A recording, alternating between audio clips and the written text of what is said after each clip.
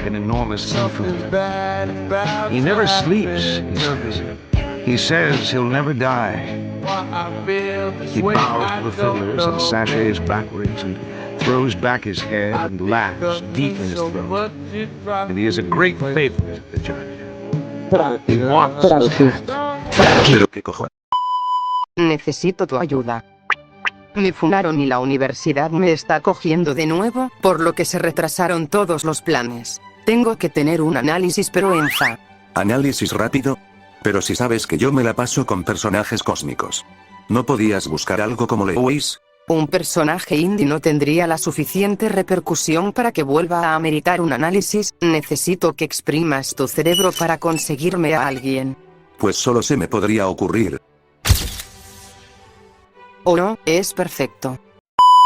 ¿Qué onda, hijo? A diferencia de Nora, no me gusta darme tantas vueltas en esto, ya que sé que vinieron por el análisis a este puto calvo. Solo que, al ser la primera vez que me encargo de un video en este canal, dejaré las cosas claras. El guión de este video está basado plenamente en uno de los tantos respects que he hecho a lo largo de estos años. Solo que, por mi falta de compromiso para mantener un canal, me limitaré a ayudar a mis compatriotas, entre ellos, Nora. Mientras tanto, es obvio que la edición seguirá siendo completamente suya, así que es una colaboración a puertas cerradas. Habiendo dicho eso, ya podemos ponernos en situación. Quien nos reúne hoy es uno de los personajes más malvados en la ficción. Alguien que se ha popularizado en el último tiempo pero que, desafortunadamente al ser manejado por ignorantes, se le ha dado una mala fama. Así que, para evitar que se digan más gilipolleces al respecto, vamos a definir la categoría de este tétrico personaje proveniente de la novela Meridiano de Sangre. Sin más rollo, pone la intro, mujombre. The show will begin momentarily. ¡Esto va a doler! Can you see all of me? Walk into my mystery. Step inside and hold on for dear life. Do you remember me? Capture you or set you free. I am all of me. Here we go. I see. He says that he will never die.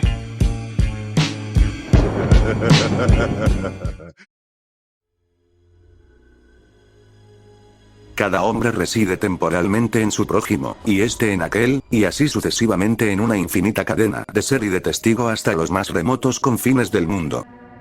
Da igual lo que los hombres opinan de la guerra, Dijo el juez. la guerra sigue. Es como preguntar lo que opinan de la piedra.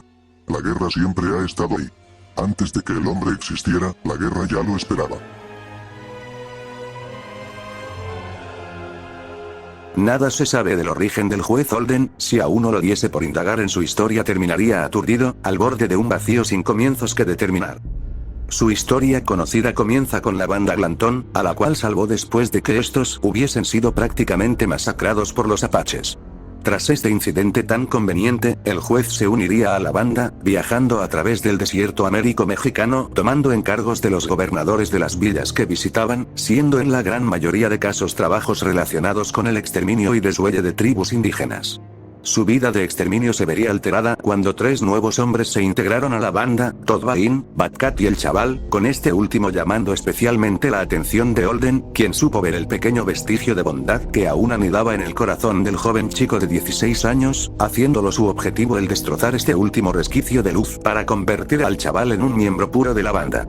Sus planes sin embargo se verían interrumpidos cuando toda la banda fue masacrada por una tribu de Yumas, quedando vivos solo él, Todd Bain, Batcat, el ex-cura Tobin y el Chaval, siendo estos dos últimos objeto de la caza del juez, quien buscaba vengarse del ex-cura por haber impedido la caída del Chaval al pozo de maldad al que Holden trataba de arrojarlo. Su historia conocida terminaría en un remoto bar donde, tras 12 años, se encontraría nuevamente al Chaval, ahora convertido en un hombre, quien nuevamente rechazaría los intentos de Holden por intentar apartarlo de la poca luz que le quedaba, dejando al juez profundamente decepcionado una vez más y desapareciendo en la multitud del bar, pero este no es el final del juez, que va, él nunca morirá, él seguirá bailando, pues no duerme el juez, dice que él nunca morirá. He says that he will never die. En un mundo de violencia y armas, el juez se destaca por no necesitar ni de pistola ni de cuchillo para hacer el trabajo sucio, pues su cuerpo es más que suficiente. Es descrito en numerosas ocasiones como alguien de tamaño descomunal. Por poner ejemplos, en un bar donde la barra estaba a la altura de los sobacos para la gente normal, al juez solo le llegaba por la cintura. Puede mirar directamente a Carol y ponerse casi a su altura a pesar de que este estaba montado sobre su caballo. El chaval le estimó al juez una altura de cerca de 2 metros, aunque posiblemente sea superior dadas sus anteriores descripciones. A su altura descomunal le acompaña un peso acorde, con el ex cura Tobin jurando y perjurando que el juez pesaba alrededor de 150 kilos. Estas descripciones de su físico ya nos dan para entender que el juez es alguien físicamente imponente, sobre todo para los estándares de su época y zona. Pero dejémonos de descripciones y hablemos de facts puros y duros. Maneja el peso de humanos adultos como si fuesen bebés recién nacidos, levantándolos de una pierna con una sola mano. Le parte la tibia a un antílope haciendo uso del mango de un hacha. Levanta casualmente una piedra de 100 libras, o 45 kilogramos, y le aplasta el cráneo a un caballo con esta con tal brutalidad y fuerza que sangre salió disparada de las orejas del animal. Puede levantar y cargar un obús de bronce con un solo brazo, manejándolo como una persona normal manejaría un rifle común. Según el libro, este obús, o Witcher por su nombre en inglés, era el modelo de montaña utilizado por las tropas americanas durante la Guerra Américo-Mexicana. Sumado al hecho de que estaba hecho de bronce, no sería fácil asumir que era un modelo M1814, pues coincide en composición y época de uso. Modelo cuyo peso rondaba los 100 kilogramos, lo que se traduce a que el juez puede cargar 105 kilos, 100 del obús y 12 libras o 5 kilogramos de las balas que disparaba, con un solo brazo y sin ninguna dificultad aparente. El juez trata los cuerpos humanos como si estuviesen hechos de papel, pudiendo aplastar el cuerpo del chaval contra sus carnes, dejándolo en un estado tan grotesco que hasta un cazador de apaches llamó a Dios de la pura impresión. Le rompe el brazo a un mexicano que trató de apuñalarlo para seguidamente agarrarlo de la cabeza y levantarlo del suelo con una sola mano. Finalizando la miseria del pobre hombre al apretarle el cráneo hasta que sangre empezó a brotar y chorrear de sus orejas, todo mientras el juez sonreía. Esto implicaría que el juez es capaz de dañar el cráneo humano al punto de causar daños y sangrado internos con solo la presión de sus dedos, para lo cual se requeriría una presión de 1100 libras, o 499 kilos para redondear. Dicha fuerza de agarre sería más de 3 veces superior al récord mundial, el cual es de tan solo 332 libras o 150,5 kilogramos, dejando en claro que Holden posee una fuerza cuanto menos inhumana, como si fracturar un cráneo no fuese suficiente igual. Ya hablando de uno de sus mejores feats, tenemos que el juez Holden pudo cargar un meteorito de hierro, que era descrito como de enorme tamaño, alzándolo sobre su cabeza y avanzando con este por 3 metros y un palmo. Si bien no se nos dice el peso del meteorito ni su tamaño exacto, sí se es bastante explícito con el hecho de que el meteorito era bastante grande en tamaño, lo suficientemente grande como para ser usado como yunque, eso sumado a la época en la que se ambienta la novela, mediados del siglo XIX. Me lleva a pensar que el meteorito que levantó Holden sería muy similar al meteorito Tamenti descubierto en ese mismo siglo. Asumiendo que el juez levantó un meteorito de igual o similares proporciones, ello implicaría que este es capaz de levantar y mover alrededor de media tonelada por 3 metros y pico sin mayores complicaciones. Pero ojo, esto se dice en la traducción al español del libro, mientras que en la versión original el término que se usa es lunge forward, que vendría a significar que el juez se lanzó o abalanzó hacia adelante. Esto cambia el feat totalmente, pues pasamos de que el juez caminó 3 metros y pico con 500 kilos a la espalda, a que el juez saltó 3 metros y pico mientras cargaba con todo ese peso. Ahora, para calcular la fuerza que el juez requirió para saltar mientras cargaba con el meteorito sobre su cabeza, necesitaremos de una fórmula algo más compleja a la que acostumbro usar en otros respects, pero nada del otro mundo. Dicha fórmula vendría siendo esta. Primero que nada miramos los datos que poseemos, que serían el peso que se está moviendo y la distancia recorrida. El peso sería de 650 kilogramos. 150 del juez y 500 del meteorito. Mientras que la distancia sería de 11 pies, o 3,35 metros. Con ambos datos ya podemos empezar a hacer el cálculo. Primero pasamos el peso a newtons para usarlo a posteriori. Para esto simplemente multiplicamos los 650 kg por 9,8, lo cual es equivalente a 6.370 newtons. Ahora calculamos la fuerza de aceleración, la cual se obtendrá al multiplicar la masa por la gravedad por la distancia recorrida, lo cual es equivalente a 21.339,5 newtons. Finalmente ignoramos la distancia recorrida por las piernas al ser un salto hacia adelante y no vertical, y sumamos el peso a la fuerza de aceleración, dándonos como resultado 27.709,5 newtons. Que traducido a kilogramos serían 2,83 toneladas. Pero esperen, todavía hay más. El juez Holden es descrito como alguien al que es imposible ganarle, siendo un personaje narrativamente superior a cualquiera de la banda Glantón en cualquier ámbito físico, lo que lo pone por encima de personajes como Jackson el Negro, que es capaz de cortar la cabeza de su hermano de un tajo con un cuchillo de caza. O uno de los Delaware, quien puede aplastar totalmente el cráneo de 2 niños de un pisotón cada uno. Ambas hazañas necesitan una muy buena cantidad de energía para realizarse, pero si queremos darle algo realmente bueno a Holden, tenemos que rebobinar hasta el momento donde aplasta contra su cuerpo al chaval. Ahora que tenemos el refuerzo suficiente, podemos recurrir al cálculo donde se aproxima la presión necesaria para hacer ceder el cuerpo humano en su totalidad. Si bien tenemos de referencia que el cuerpo quedó en un estado horrible debido a las palabras de Holden y la reacción del cazador, siento que irse por las casi 50 toneladas de fuerza que se ofrece el High Ball es romper la consistencia del personaje. Todas sus hazañas las hace casualmente, pudiendo superar normalmente proezas que implican ya toneladas de fuerza. Y, como hablamos de alguien claramente sobrehumano para su verso, el porcentaje de fuerza humana quedaría un poco atrás. Después de todo, recordemos que no tronó a una persona común y corriente, sino a alguien más que capacitado físicamente. Por lo que podemos pasar a hacerle un sólido por 2 a la proeza, quedándonos con 98 kilojulios de fuerza, o 10 toneladas apenitas para el juez.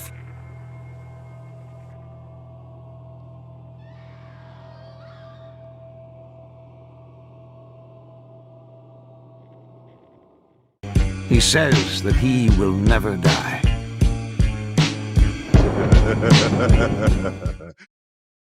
No se dejen engañar por su enorme tamaño, el juez Holden es imposiblemente rápido y ágil como gato. Esquiva sin problemas una cuchillada a matar por parte de un mexicano para seguidamente agarrar y romperle un brazo sin que éste pueda hacer nada. Es más rápido que cualquier integrante de la banda Glantón, adelantándolos a todos a pesar de su enorme tamaño y peso. Pudo alcanzar al ex cura Tobin y al chaval con relativa rapidez, y si bien es verdad que se dice que ambos pararon a descansar, también se dice que no pasó mucho tiempo entre su parada y que el juez los alcanzase. Algo destacable si tomamos en cuenta que Tobin y el chaval le sacaban al menos 3 kilómetros de ventaja al juez. Desarmó a David Brown y lo despojó de todas sus pertenencias por medios desconocidos. Haciendo esto mientras estaba desarmado y literalmente en pelotas. Exterminó a todo el campamento de Yumas, que estaban persiguiendo al grupo del chaval, nuevamente, por medios desconocidos, aunque presumiblemente se los bajó cuerpo a cuerpo, pues ninguno de los 4 integrantes del grupo escuchó disparos de ningún tipo. El ex cura Tobin es muy claro con el hecho de que el chaval nunca, y repito, nunca, podría derrotar al juez en un enfrentamiento directo, sea cuerpo a cuerpo o con armas. Algo que se demostró al final del libro, pues el chaval, ahora crecido y con 12 años de experiencia en la espalda, no pudo ni reaccionar al agarre del juez que le costó la vida. Siendo el chaval alguien capaz de pelear mano a mano contra tipos más grandes que él como lo era Toad Vine. Esquivar flechas disparadas por los Yumas que los perseguían a él y al ex cura.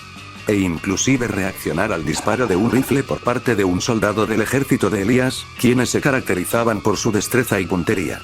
La velocidad del juez se hace aún más evidente casi al final del libro, mostrando que puede desaparecer de la sala donde el chaval estaba encerrado en el momento en el que éste cerró los ojos. Al igual que puede desvanecerse completamente del lugar donde estaba apostado en el segundo en el que el chaval dejó de tener los ojos clavados en él.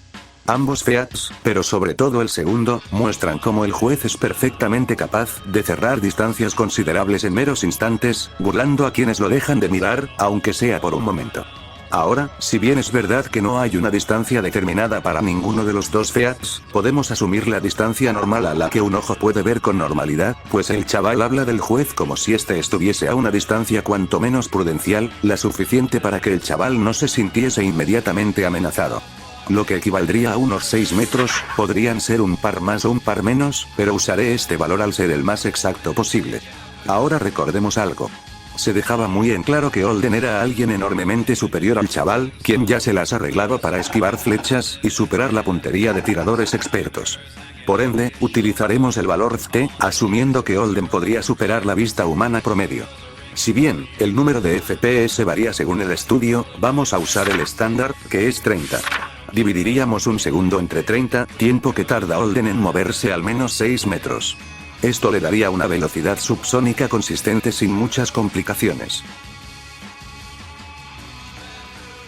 He says that he will never die.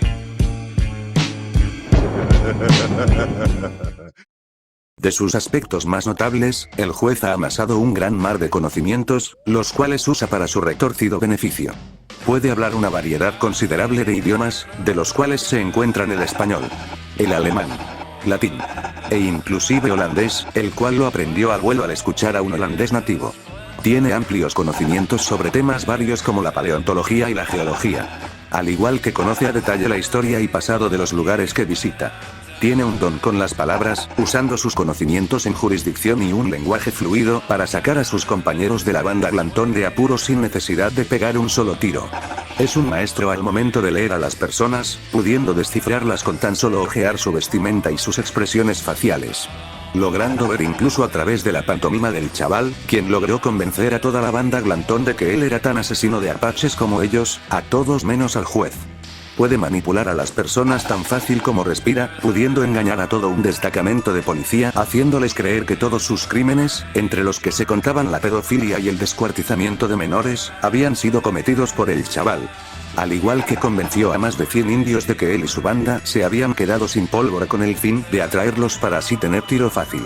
Es extremadamente sigiloso cuando se lo propone, pudiendo acercarse a sus objetivos sin que estos le noten hasta que ya es demasiado tarde. Sus conocimientos en química le permitieron crear pólvora casera a partir de nitrato, azufre y pura meada de hombre, reabasteciendo a toda la banda glantón para que estos les hiciesen frente a los indios. Es bastante diestro en el uso de armas, siendo bastante preciso en sus tiros, los cuales casi siempre dan en medio de la cabeza de sus presas. Lo que se ve acentuado por el hecho de que es ambidiestro, pudiendo empuñar un revólver en cada mano sin que su puntería se vea afectada. Y como Vinda, el juez es alguien extremadamente capaz y competente en absolutamente todo lo que hace, no habiendo virtualmente nada que no se le dé bien. Lo que deja en claro el genio del juez Holden, una mente maestra que lamentablemente solo sabe hacer el mal. No tiene demasiadas muestras de durabilidad, al no haber sido dañado ni enfrentado nunca en condiciones, pero los pocos feats que tiene son más que suficientes. Cabalga junto a la banda glantón durante varios días a través de lluvia y granizo constantes sin que estos hiciesen mella en su cuerpo. Los integrantes de su banda quedaron hechos mierda tras varios días cabalgando por el árido desierto sin agua y con apenas comida tras un enfrentamiento contra una tribu india, sus figuras claramente demacradas y más cercanas a un cadáver andante que a un ser humano. Y entre medio de todo este grupo funesto se encontraba el juez, sonriente como siempre, sin muestras de agotamiento, hambruna o sed, como si la vida le fuese bien solo a él. Al final de la obra el narrador es claro con el hecho de que el juez nunca duerme, no siendo solo algo que este último afirma, sino una verdad fehaciente. En cuanto a sus debilidades, no tiene ninguna a resaltar o que pueda ser fácilmente explotada. En primera instancia podría parecer que este disfruta de jugar con sus presas, puesto a que se puso a rango de tiro del chaval 2 veces de forma consciente, buscando corromper totalmente al protagonista y empujándole a abrazar la oscuridad de su interior por completo. Sin embargo, esto es algo que solo se le ha visto hacer con el chaval, cualquier otra persona que lo haya atacado ha sido neutralizada inmediatamente. Y de igual forma, mató al chaval cuando este dejó de resultarle entretenido. Por lo que su única debilidad explotable estaría restringida a un personaje que no le representaba una amenaza real, lo que se ve acentuado por la facilidad con la que el juez lo despachó. Así pues, el juez no tendría ninguna debilidad real o fácilmente explotable.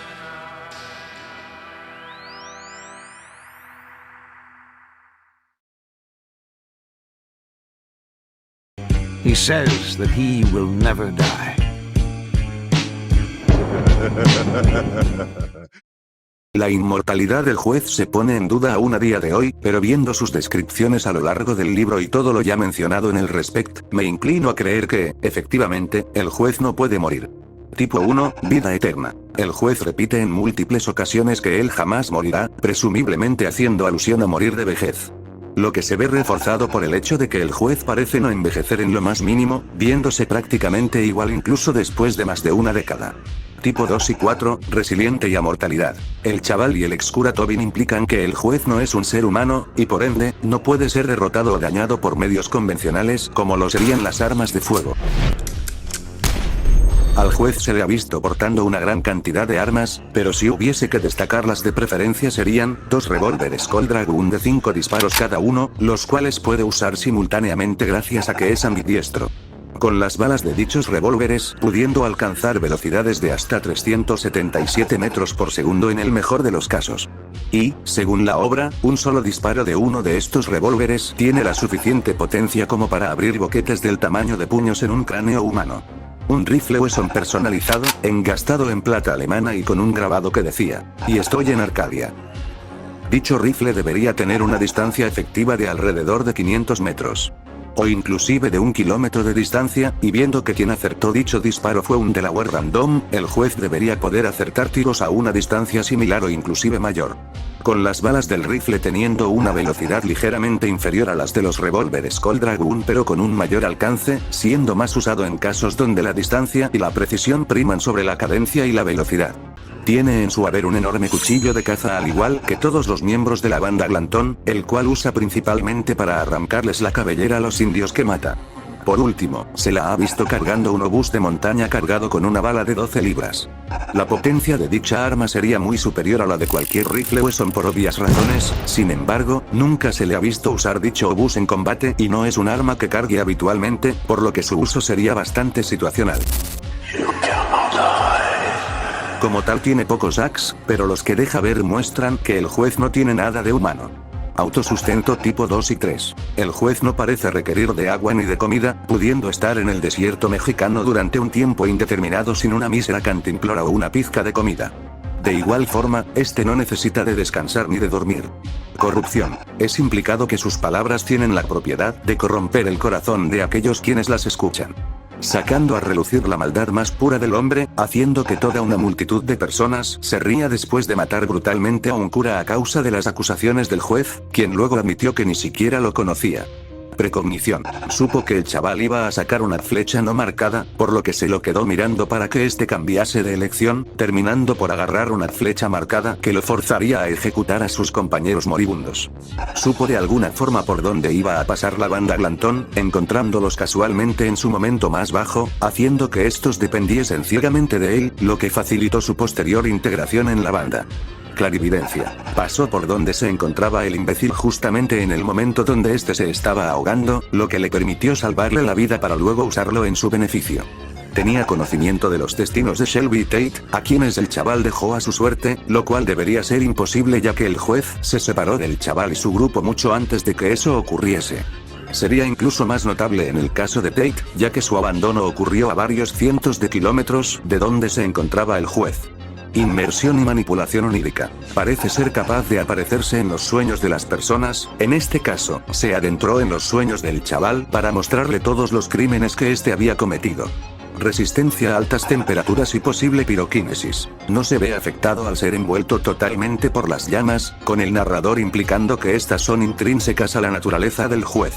Resistencia a la manipulación del origen, manipulación temporal y transmutación. El juez no puede ser alterado o dividido para ser devuelto a su forma prima y original ya que éste se resistiría a ello. No solo eso, el juez no puede ser devuelto a su origen porque él no posee uno, siendo su estado primario un vacío absoluto sin principio ni fin.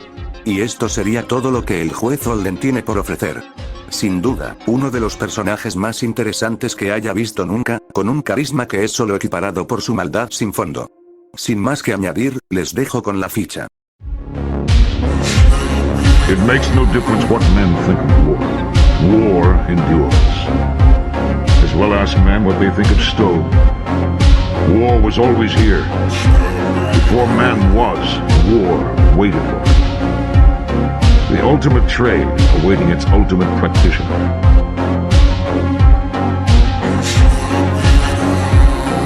Oh, Dave. It's your own trade we honor here. Why not rather take a small bow? Let each acknowledge each.